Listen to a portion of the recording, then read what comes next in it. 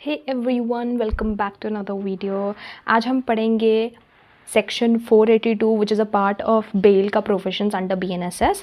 हमने बेल के first 2 videos में we have dealt with bail क्या होता है, what is the types of bail, और अभी तक के सेक्शन 480 तक वी हैव डन। अब हम चालू करते हैं सेक्शन 482 से। ठीक है, तो जो सेक्शन 482 है it's more about the anticipatory bell.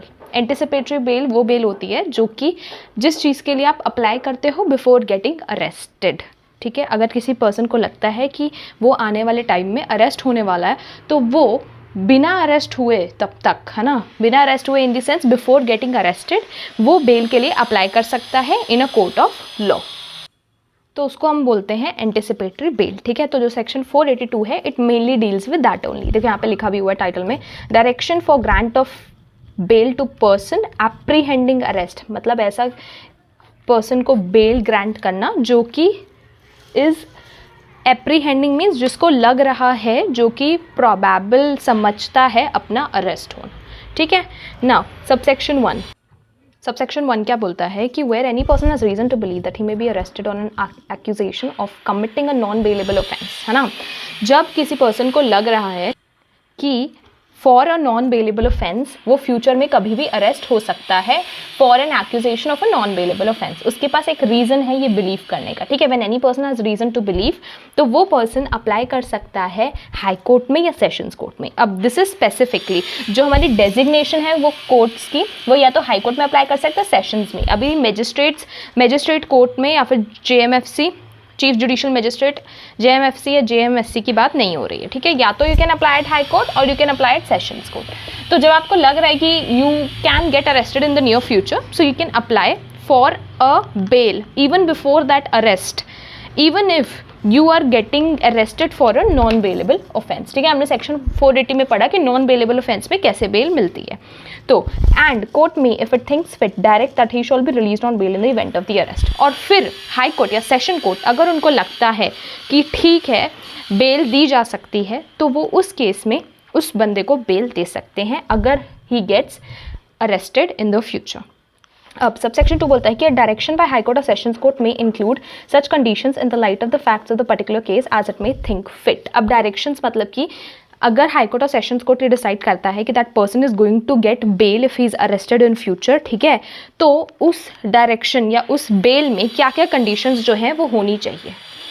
मैंने आपको बेल की स्टार्टिंग की वीडियोस में भी बताया था कि जो बेल मिलती है वो एब्सोल्यूट या अनकंडीशनल बेल नहीं मिलती है ना। कुछ कंडीशंस उस पर्सन पे जिसको हम बेल पे छोड़ रहे हैं उस पे लागू की जाती है कि हम जब भी आपको कोर्ट के सामने बुलाएंगे इस डेट पे इस तारीख पे, वो बेल में लिखा जाता है, प्रॉपरली मेंशन्ड रहता है कि आपको कोर्ट के सामने आना पड़ेगा और बहुत सारी कंडीशंस के अंडर ही एक पर्सन को बेल मिलती है। ठीक है, और अगर वो पर्सन उस कंडीशंस को कंप्लाई नहीं करता है तो वो पर्सन जो है पर्सनली लायबल हो जाता है, या जो उसकी श्योरिटी है जिसके ऊपर उसको बेल मिली है वो श्योरिटी लायबल हो जाती है। ठीक है, तो यहाँ पे उन्हीं कंडीशंस की बात हो रही है कि कौन सी कंडीशंस जो हैं वो हाई कोर्ट या sessions court while granting an anticipatory bail to a person accused of a non bailable offence who will be arrested in near future, उस पर आप क्या कंडीशंस लगा सकते हो।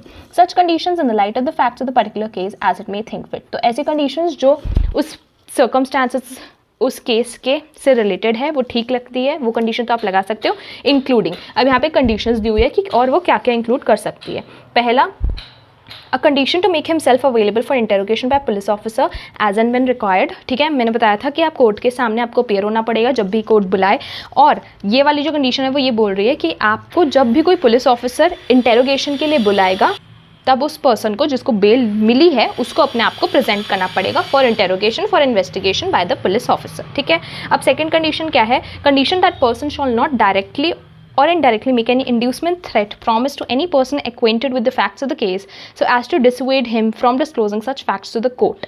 अब जिस पर्सन को हम रिलीज कर रहे हैं बेल पे, वो पर्सन बाहर निकलने के बाद, आज़ाद होने के बाद, क्योंकि वो डिटेन था, अभी तक कस्टडी में था, वहाँ से निकलने के बाद, ठीक है, डिटेंशन से निकलने के बाद, वो ना तो डायरेक्टली ना तो इनडायरेक्टली मतलब किसी और के थ्रू कोई भी ऐसी इन्फ्लुएंस करेगा, थ्रेट करेगा या प्रॉमिस करेगा किसी भी ऐसे पर्सन को। इंड्यूसमेंट मतलब कोई भी ऐसा इन्फ्लुएंस, कोई भी ऐसा थ्रेट मतलब धमकाना, या फिर प्रॉमिस, ठीक है, एक प्रॉमिस लेना कि किसी बात के ऊपर, किसी कंडीशन के ऊपर प्रॉमिस लेना किसी भी ऐसी पर्सन से जिसको उस केस के, जिस केस के लिए हमने उसको अरेस्ट किया है ना, हम यहाँ पे we are talking about a non bailable offence, जिसको उसके ऊपर हम जिससे रिलेटेड हम उसको अक्यूज़ किए हैं, ठीक है, उसको जिसको बेल दे रहे हैं, तो उस केस से रिलेटेड वो किसी भी ऐसे पर्सन को ना तो थ्रेट करेगा, ना तो इन्फ्लुएंस करेगा, ना तो प्रॉमिस करेगा, सो एज टू जिसकी वजह से, उस थ्रेट, इंड्यूसमेंट या प्रॉमिस की वजह से वो जो फैक्ट्स उस पर्सन को पता है ना, वो कोर्ट को ना बताए या फिर किसी पुलिस ऑफिसर को ना बताए, है ना। एक एग्जांपल से बता देती हूँ मैं, सिंपल एग्जांपल देता हूँ, जैसे कि ए हमारा अक्यूज्ड है, ठीक है, इसको मिली बेल, ठीक है। अब ए के अगेंस्ट जो चार्जेस हैं वो ये हैं कि ए मर्डर्ड बी, और ये जो बी मर्डर हुआ है ये होते हुए देखा सी ने। C is the eye witness of this murder.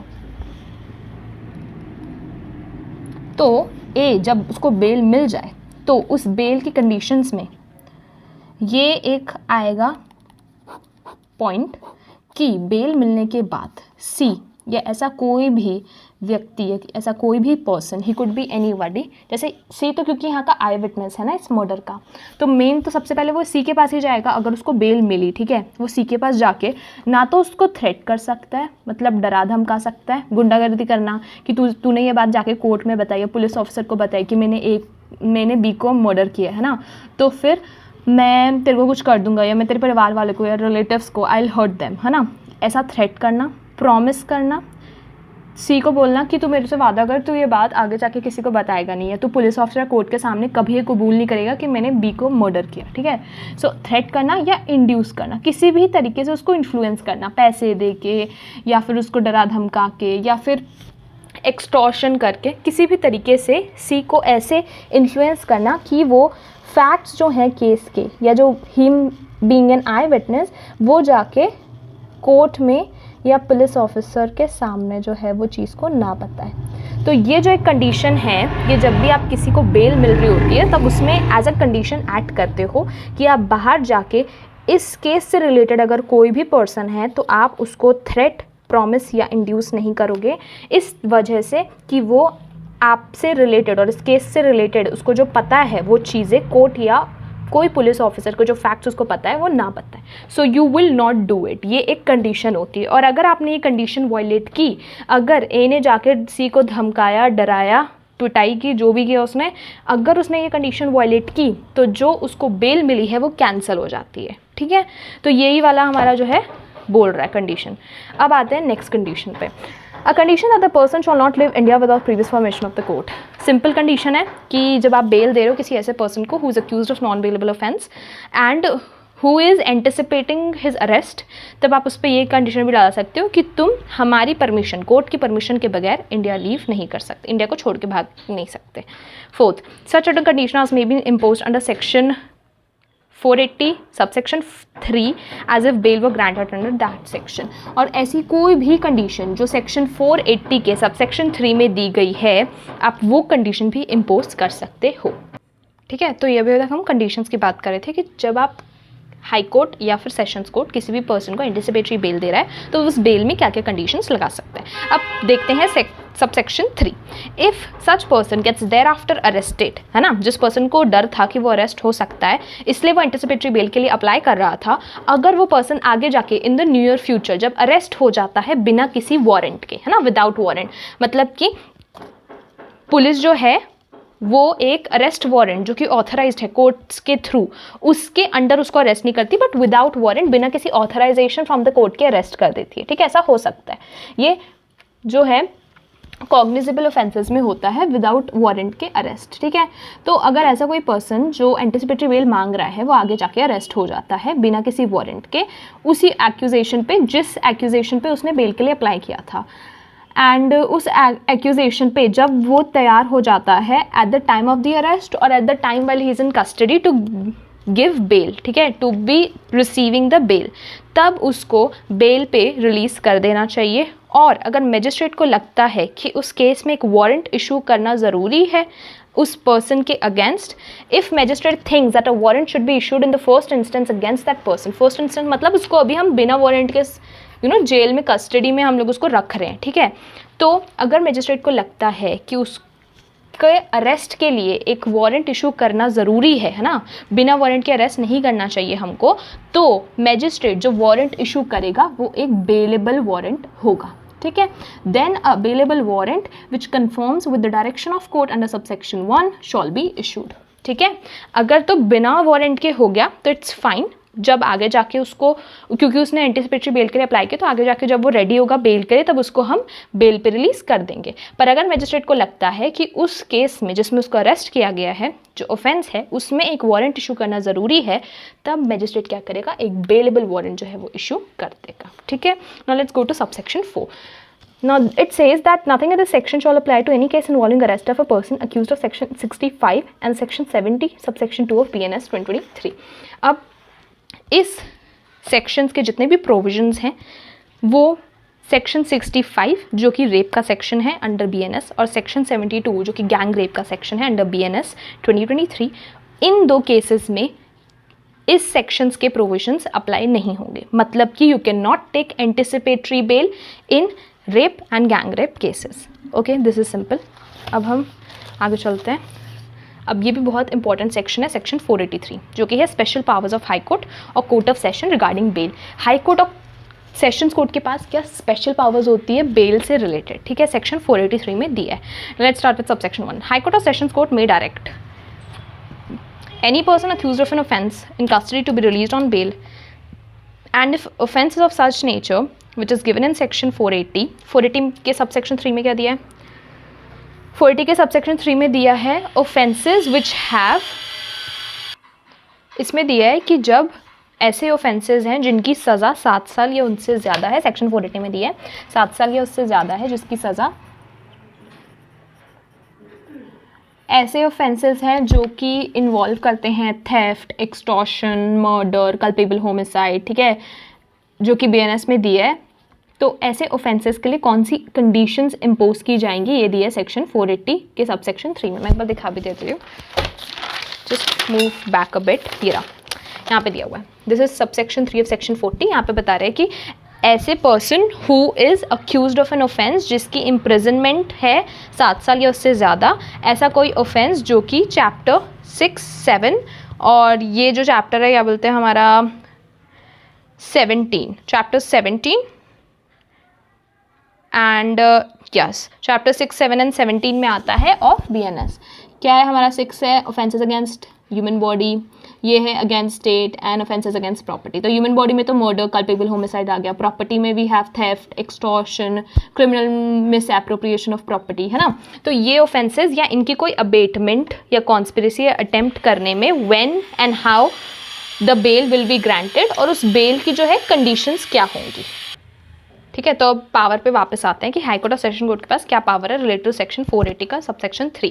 देखो, जो हाई कोर्ट और सेशंस कोर्ट है वो किसी भी पर्सन को जो जिसके ऊपर एक्यूजेशन लगे हैं रिलेटेड टू एन ऑफेंस, वो उसको बेल दे सकता है, ठीक है, इररिस्पेक्टिव ऑफ वो नॉन बेलेबल ऑफेंस है या बेलेबल ऑफेंस है। अगर किसी person is accused of an offence, वो उसको बेल दे सकता है if that person in custody, और वो उसको इसलिए भी बेल दे सकता है even if that offence is under 480 subsection 3 की कैटेगरी पे। और अगर वो उस ऑफेंस, जो हमारा ऑफेंस है वो उस नेचर का है, तो जब वो 480 सबसेक्शन 3 के अंडर बेल दे रहा है तो वो कंडीशंस इम्पोज करेंगे जो कि उनको ज़रूरी लगती है, ठीक है। हाई कोर्ट और sessions court will impose those conditions for an offence that is of nature section 480 subsection 3, वो कंडीशंस इम्पोज करेंगे जो उनको नेसेसरी लगती है। अब देखते हैं बी बोलता है कि कोई भी condition impose by magistrate when releasing a person on bail be set aside और मॉडिफाइड। तो कोई भी ऐसी कंडीशन जो कि मैजिस्ट्रेट ने इम्पोज करके आपको बेल दी है ना, मैजिस्ट्रेट मतलब लोअर कोर्ट्स की बात हो रही है, जितने भी लोअर कोर्ट्स में मैजिस्ट्रेट्स बैठते हैं, अगर उन्होंने आपको बेल दी है and they have put a condition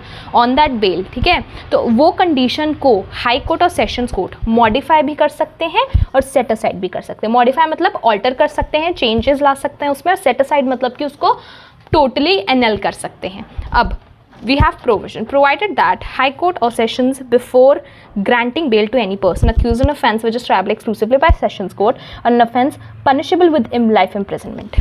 अब यहाँ पे एक important चीज़ आ गई कि हाई कोर्ट और सेशंस कोर्ट के पास पावर तो है कि they can give bail to any person, ठीक है, but when high court and session court grant कर रहे हैं बेल किसी ऐसे व्यक्ति को, किसी ऐसी पर्सन को जिसके ऊपर एक ऐसा ऑफेंस करने का एक्यूजेशन लगा है, who is accused of an offence जो कि सिर्फ सेशंस कोर्ट के द्वारा ट्रायबल है, एक्सक्लूसिवली ट्रायबल। मतलब कि सेशंस कोर्ट की ज्यूरिसडिक्शन क्या होती है? सेशंस कोर्ट की ज्यूरिसडिक्शन होती है कि वो ट्राई कर सकता है केसेस जिनका 7 साल से ज़्यादा का इम्प्रिजनमेंट हो टू इवन डेथ और लाइफ इम्प्रिजनमेंट, है ना। ये हमारी ज्यूरिसडिक्शन है। जब आपने हायरार्की ऑफ कोर्ट्स पढ़ा होगा देन यू नो कि जो सेशंस कोर्ट है उसकी ज्यूरिसडिक्शन होती है, वो पनिशमेंट दे सकता है 7 साल से ज़्यादा की, क्योंकि 7 साल तक तो CJM दे ही सकता है, और वो डेथ और लाइफ इम्प्रिजनमेंट की भी जो है ऑर्डर दे सकता है, सज़ा दे सकता है, provided that is approved by high court, ठीक है। तो ये हमारी ज्यूरिसडिक्शन है सेशंस कोर्ट की। तो वही बात हो रही है कि जब ऐसा कोई केस है जिसकी सज़ा 7 साल से ज़्यादा मिलनी हो, या फिर ऐसा कोई पर्सन हो जिसको उस ऑफेंस की सज़ा 7 साल से ऊपर मिलनी हो, या फिर डेथ या लाइफ इम्प्रिजनमेंट की सज़ा मिलनी हो, है ना, क्योंकि वो एक्सक्लूसिवली ट्रायबल है सेशंस कोर्ट के द्वारा, या फिर कोई ऐसा ऑफेंस जिसकी सज़ा लाइफ इम्प्रिजनमेंट है, ठीक है। जब भी सेशंस कोर्ट या हाई कोर्ट ऐसे पर्सन को बेल दे रहा है जो कि एक ऐसे ऑफेंस के लिए अक्यूज्ड है जो कि सिर्फ सेशंस कोर्ट ट्राई कर सकती है ना, मतलब 7 साल से ज़्यादा सज़ा मिलेगी उसको, या डेथ या लाइफ इम्प्रिजनमेंट भी मिल सकता है, या फिर वो ऑफेंस ऐसा है जिसकी पनिशमेंट लाइफ इम्प्रिजनमेंट ही है, ओके। तो उस केस में एप्लीकेशन फॉर बेल जो है उसकी नोटिस, जो बेल के लिए अप्लाई करेगा अक्यूज्ड, उसकी नोटिस उस कोर्ट को पब्लिक प्रोसिक्यूटर वो पर्सन होता है जो अक्यूज्ड को प्रोसिक्यूट करने के लिए केस लड़ता है, मतलब अक्यूज्ड के अगेंस्ट केस लड़ता है। तो जब ऐसा सिचुएशन आए और कोई पर्सन अप्लाई करता है फॉर बेल, तो उस समय उस बेल की नोटिस, उस एप्लीकेशन की नोटिस जो है वो सेशंस या हाई कोर्ट को किसको देनी पड़ेगी? पब्लिक प्रोसिक्यूटर को। Unless for reasons to be recorded in writing it's not practicable to give such notice. Unless मतलब बट देनी ज़रूरी है, बट अगर कुछ रीजंस की वजह से, जो कि आपको रिकॉर्ड करने पड़ेंगे, रीजंस मतलब लिखने पड़ेंगे, कुछ रीजंस की वजह से आप अनेबल हो उसको एप्लीकेशन की नोटिस प्रोवाइड करने में, किसको? पब्लिक प्रोसिक्यूटर को। कौन अनेबल है? हाई कोर्ट या सेशंस कोर्ट, ठीक है, वेरी बेसिक। क्योंकि पब्लिक प्रोसिक्यूटर जो है ना वो अक्यूज्ड को प्रोसिक्यूट करने के लिए अक्यूज्ड के अगेंस्ट केस लड़ता है ना, और जो इसमें ऑफेंस की हमारी सीरियसनेस है, ग्रीवियसनेस जो है ना ऑफेंस की, वो बहुत ज़्यादा है ना। हम लाइफ इम्प्रिजनमेंट दे रहे हैं, मतलब सीरियस ऑफेंस किया है अक्यूज ने, तो उस केस में पब्लिक प्रोसिक्यूटर को एक नोटिस जाना जो है इस प्रोविजन के अंडर इम्पॉर्टेंट है। Now let's move further. Again एक और प्रोवाइजो है, क्या बोलता है हमारा proviso? Where is that? Okay, proviso provided further that High court और sessions court before granting bail to a person accused of an offence triable under section 65 or section 70 का 2 of BNS shall give notice of application for bail to public prosecutor within a period of 15 days from the date of receipt of notice from such application। Same proviso है, but ये इतना बोल रहा है कि high court और sessions court before providing a bail किसी ऐसे इंसान को जिसका ऑफेंस सेक्शन 65 या सेक्शन 72 के अंडर आता है ऑफ BNS। अभी हमने पढ़ा section 65 is related to rape and section 72 to gang rape, ठीक है। तो अगर इस ऑफेंस के अंडर उस अक्यूज ने बेल अप्लाई की है, बेल के लिए अप्लाई की है, मतलब कि दैट अक्यूज्ड के ऊपर इन क्राइम्स से रिलेटेड एलिगेशंस लगे हैं, ठीक है, और उसने बेल के लिए अप्लाई की है, तो उस बेल की एप्लीकेशन की नोटिस भी, जैसे हमने पिछले प्रोवाइजो में पढ़ा, हाई कोर्ट या सेशंस कोर्ट को, जो भी इसको बेल प्रोवाइड कर रहा है, उसको 15 दिन के अंदर अंदर किसको देनी पड़ेगी? पब्लिक प्रोसिक्यूटर को। 15 दिन के अंदर मतलब कौन सा 15 दिन? फ्रॉम द डेट, मतलब जब उनको वो नोटिस मिली, टू देन 15 दिन, ठीक है, within a period of 15 दिन from the date of receipt of notice of such application. जब उसको एप्लीकेशन मिली कोर्ट को, उसके 15 दिन तक, ठीक है, एंड उसके आने वाले 15 दिन तक आपको जो है पब्लिक प्रोसिक्यूटर को ये नोटिस भिजवा देना है कि हमको बेल की एप्लीकेशन आई है फॉर अ पर्सन जो कि अक्यूज्ड है सेक्शन 65 या सेक्शन 70 के 2 के under of BNS। Now let's go subsection 2। The presence of informant or any person authorized by him shall be obligatory at the hearing of the application of bail to the person against subsection 2 of section 65 of BNS. मतलब informant का होना और कोई भी ऐसा person जो कि authorise है उसके द्वारा उसका होना बहुत ज़रूरी है जब उस एप्लीकेशन के ऊपर हियरिंग चल रही है उस पर्सन की बेल एप्लीकेशन के ऊपर हियरिंग चल रही है जो person section 65 sub section 2 of BNS के लिए अक्यूज्ड है, ठीक है। तो आपका प्रेजेंट होना, आप मतलब द प्रेजेंस ऑफ इन्फॉर्मेंट, या तो ऐसा कोई पर्सन जो कि ऑथराइज्ड है उसके बिहाफ में प्रेजेंट होने के लिए, ठीक है, वो ज़रूरी है जब हम आपकी बेल की एप्लीकेशन हियर कर रहे हैं। Now subsection 3, High Court or Sessions Court may direct any person released on bail under this chapter be arrested, commit him to custody. Simple subsection 3, very simple. High Court और Session Court अगर bell दे दिया एक बार, उसके बाद वो ऐसे directions issue कर सकता है, ऐसे ऑर्डर्स दे सकता है कि जो पर्सन को हमने रिलीज़ किया है उस पर्सन को हम दोबारा अरेस्ट करें और अपनी कस्टडी में डाल दें, है ना। कोई भी रीज़न हो सकता है, भले वो बेल को ब्रीच कर दिया, बेल की कंडीशंस ब्रीच किया या कुछ भी उसने किया हो, तो हाई कोर्ट और सेशंस कोर्ट जिसको भी रिलीज़ करने के लिए उसने बेल को ग्रांट करा होगा उसको वो वापस कस्टडी में ले सकता है और अरेस्ट कर सकता है, ठीक है। This was the last subsection. I hope you have understood. बहुत ईजी है बेल, बहुत इंटरेस्टिंग है। So this were like main sections, and thank you for watching the video. See you in the next video.